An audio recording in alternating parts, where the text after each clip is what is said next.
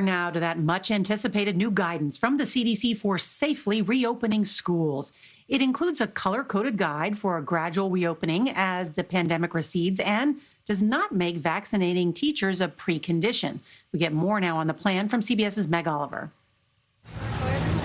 Tonight, the nation's schools have their roadmap for reopening safely. It's the first science-based national strategy, according to the CDC.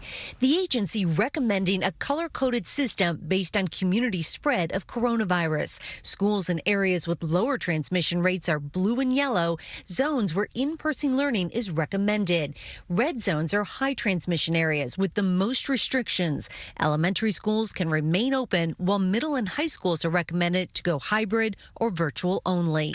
This is on top of safety mitigation strategies, including wearing masks, social distancing, cleaning, and contact tracing. Today is a day of hope. Randy Weingarten, president of the nation's most powerful teachers union, says it's welcome news after months of teacher protests across the country.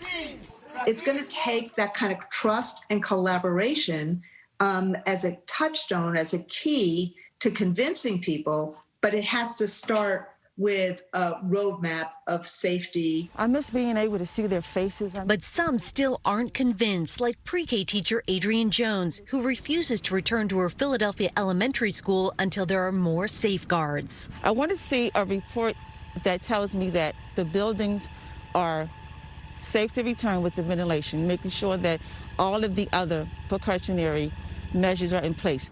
Roughly 20 million children have no access to in-person learning at public schools nationwide, and concerns over mental health are growing. So do you trust the school district?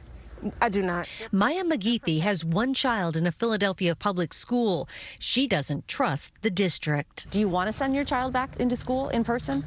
I want to, but not with the given current state of things, with the pandemic and the uncertainty of our ventilation systems. Other parents told us they're encouraged by the news and want to send their kids back in person. These guidelines come as school districts like here in Philadelphia remain in a heated debate over reopening. One major sticking point, upgrading ventilation systems. The CDC said today that they suggest opening doors and windows and using fans, and that upgrading ventilation systems is not a priority for reopening. Nora? An interesting point, Meg Oliver. Thank you.